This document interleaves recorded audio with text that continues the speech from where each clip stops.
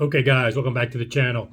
Hope you enjoyed my day one coverage from Montreal Audio Fest. I gotta say, maybe I'm just prisoner of the moment, but this is probably the best first day I've ever had at a show.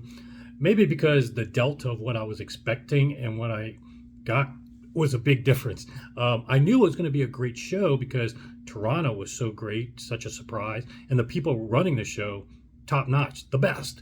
Uh, but I didn't realize how big this show was relative to Toronto and how many people live here and came that first hour. Unbelievable, all day. And it goes all the way to 8 o'clock at night. This was phenomenal. And how this show really, I just booked Munich. I probably would go to this over Munich. It's very similar though in terms of brands bringing their entire model range. Full Cow brought one of everything and almost every finish. You have Polk bringing everything.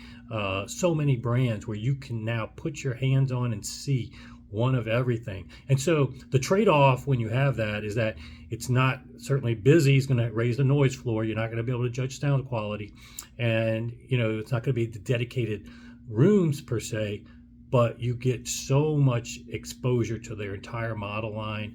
This is the kind of yin yang that is perfect for me to follow with Dallas. So that's probably part of my loving this is the good yin yang from what I just had.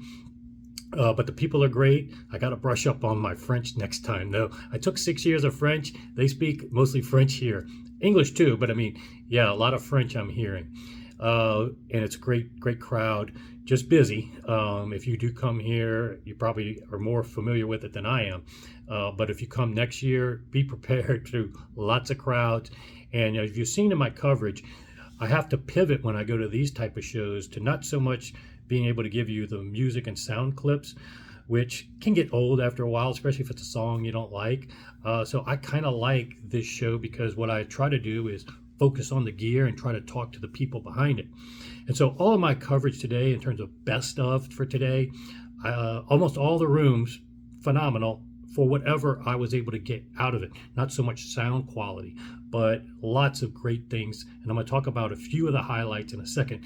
Now, there is one room I did not upload because the sound quality was so bad. And when it's so bad, I know that it's likely due to speakers being wired out of phase or some other malfunction that is not fair to the gear. And I never want to hurt any brand. That honest mistake, there's so much that goes into doing these shows that they put a lot of money into it and effort. Stuff happens. I don't want to hurt it, especially the first few hours of a show or the first day of the show. So I'll have a separate video on that, and it's PS audio. But I found that there was a legitimate problem, and so I'll do a little preview. I don't normally block stuff. I usually just upload stuff edited free. That one I felt it's fair to give time, and then I found out from a friend Joseph that they did find that something was wired out of phase. So in any case, watch for that video. That's what I sometimes like to do if I know for sure it's not the gear, it's something that was just set up wrong or some other malfunction. But in terms of rooms that I went into with sound quality, noise floor was too high. It's not really built for that kind of show, but evaluation. But in terms of cool stuff and learning new stuff, let me give you a few brands that just off the top of my head. Number one, went into the marketplace, and this I think it's called Artist. What is it called? Solid Mobiles. Anyway, the 2 inches thick of Baltic birch stands that this guy is making, beautiful, and less $1,000 for this 3-rack. I kept asking him, "Are you sure? Are you sure? Are you sure that's how much it costs?" I've never seen the quality and construction of that for that kind of pricing. That's a steal. Now, he does ship to the US, but shipping has probably cost more than what he charges. So if you're in Canada, this is a guy to look at. It was at least for my taste, thumbs up. That was a really good find. Another good find were brands that I knew about but learned more about because it wasn't a show conducive to getting the sweet spot, too crowded or whatever. But Hagel, they had a silent room and then their listening room. Didn't really get any time in the listening room, but the big takeaway, excuse me, the big takeaway in there was learning about the brand and their new amp. Very impressive. Their legacy and their pedigree. A lot of things I learned about Hagel I did not know. Thumbs up on them. I am more impressed by them today than I was before, just based on this show and talking to them. And that's what you want to get out of these shows when you can't get the sweet spot. Don't get disgruntled or make knee-jerk conclusions in that kind of environment on the sound quality. Find other things that you can either like or dislike about a brand. So thumbs up to Hagel. Another one that was the dealer, Harkin Audio. I'm not sure, I can't recall exactly where in Canada they are, but that room blew me away. First of all, that Reed turntable, I'm always keeping a running tally in my head of when I get a turntable, which one will it be? And that Reed turntable just leapt into the top 5, if not the top slot. Today, that thing is beautiful, gorgeous. And I'm a sucker for things that are badass. That turntable is badass. Their tone arm has always been badass. You've seen it at Rick Brown's house and his Doman turntable. And then the Trafomatic gear. Wow. Here was the theme of today. Aston Martin green. If you watch my early coverage, I went into that car, the Aston Martin. And then the BMW was in the Aston Martin green finish. And I even remarked, wow, I never would have had a car in green. I never would have had a speaker in green. But that Aston Martin green, that was my taste. I couldn't believe it. I loved it. And then later, I go into this Harkin audio room, and the Trafomatic chassis was colored Aston Martin green. So awesome, tying the beginning and end of the day with the Aston Martin green. And that's a new favorite of mine. Let me think of some other ones. There was a speaker that near the end of the day as well, Ellipson. It kind of looked, it wasn't hooked up when I went in there, but it kind of reminded me of Yondu from Guardians of the Galaxy, that character with the mohawk type thing.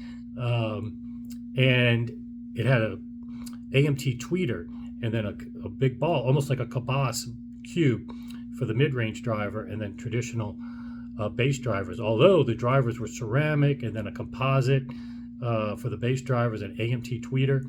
And he was kind enough to, after I asked him about it, which had a very attractive price point, lower than you would think for an exotic styling and quality drivers, ceramic drivers, AMT. He hooked it up, and that was a nice find. Sounded pretty nice. Again, that room crammed so many speakers in there. It's not for judging your sniffing potential, but that would be one to probably check out in a dealer scenario. Might be something that's your taste. Let me see what else. Hagel. Yes. Well, okay. Let's just go to my 2 off-the-cuff favorites. Hyphen was here, and I saw him in Toronto. I saw him at Cedia, static display at Cedia. It looks like a clothespin, but man, they had the matte black finish here. Unbelievable, so cool.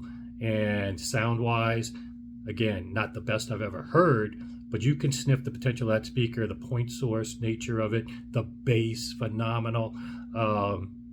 That's one of those speakers, again, talking about top 5 turntable, is now in my top 5 of, if I would just spend a lot of my money, which ones would I get? That would be one worthy of me spending a lot of money for. So who knows, maybe in my Fredericksburg Airbnb. Hyphen is on the list as potentially being in there. That is a badass speaker. And then the other one, which probably, I only gave you a teaser because my phone was running dead, and this was the last room of the day I went into, was Artist Cloner. And they had the coolest room ever. It was the steampunk vibe. And even the people running the room, they all had the steampunk outfit. And I wish I would have known. I've got a steampunk Halloween costume. I actually won money with this costume. I could have brought it.